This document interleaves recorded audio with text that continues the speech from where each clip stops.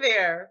It's time for another episode of That's So Bizarre, where I share stories of ordinary people who experience the weird, the wacky, the wonderful. And I'm your host, author Becky Porchot. Today's story, oh, wait, I almost forgot. This is my co-host, Edgar. He sits by my side and just kind of keeps an eye on things. Edgar, how you doing? Yeah, he doesn't say a lot, but he's a good guy. Anyway, we'll put Edgar over here to keep an eye on me.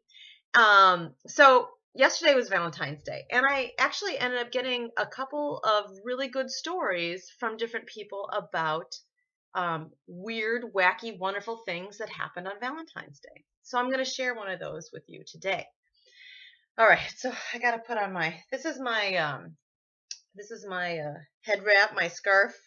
And when I put this on, it makes my stories that much more magical. Anyway, okay, so here's the story. So this is from Eliza, who is from Longmont, Colorado. She said this happened about like 30 years ago.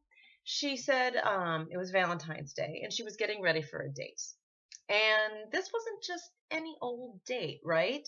This was a big date because they were going to go out, they were going to wine and dine, and then they were going to go and stay in a hotel. Specifically, they were going to stay in the Boulderado Hotel, which I'm guessing is in Boulder, Colorado. So she was getting ready. She packed her bags and she's putting on her makeup and she's making herself look all pretty, getting herself all nice. And she reaches for her perfume bottle, her favorite perfume bottle. She picks it up and shakes it because it's kind of light feeling. There's nothing in it. It's empty. Her favorite perfume, this is the one she wears. This is like her signature scent that she wears when she goes out, when she wants to impress. So she said, all right, I guess I'm not wearing perfume. She gets her bags and she goes.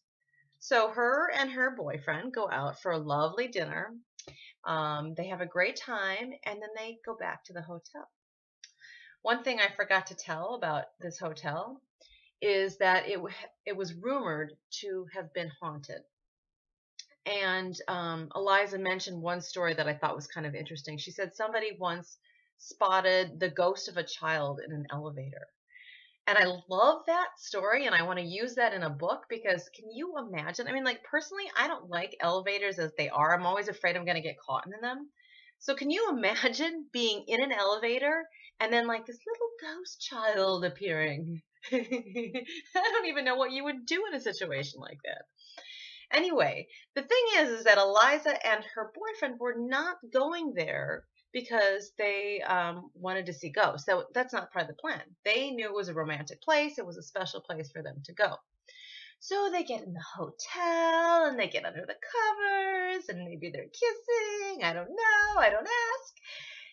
And her boyfriend stops and says, oh gosh, I love that perfume that you're wearing. And she says, but I'm not wearing any perfume.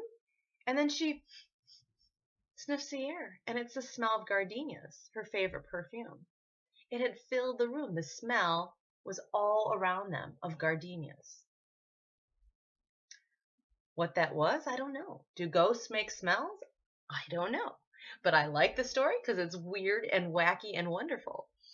Eliza said that night that she said she didn't sleep. She said she just laid there wondering if there was like some kind of creature or ghost watching her the whole night. So these kind of stories are so much fun. I mean, yeah, they're short and they're small and maybe they're not scary, but I love stories that are about normal, ordinary people experiencing really weird things that just make them go, what the heck? Things that make you think, maybe there's other things out there. So I want you to share your stories. So what I'd like you to do, if you have a good story, it doesn't have to be a ghost story. It can be a coincidence. It can be something you found, something you came across, something that just was weird, some kind of cool ESP thing going on. I don't care. It just has to be weird, wacky, and wonderful. So send it to me, and I'll read it on the air, and I'll use your name if you want, but just tell me if you don't want to. You can email me at stories@hungryghostbooks.com. And if you like this kind of spooky stuff, please visit my webpage, www.beckyporchot.com. I have 5 books out, 3 of which are about ghosts. And another one on the way that's about dark souls that take over your body, or take over your mind is more like it. Anyway, thank you guys so much for listening, and hopefully we can do this again sometime. And as always, never forget, don't stop believing. All right, thank you so much. Have a good day.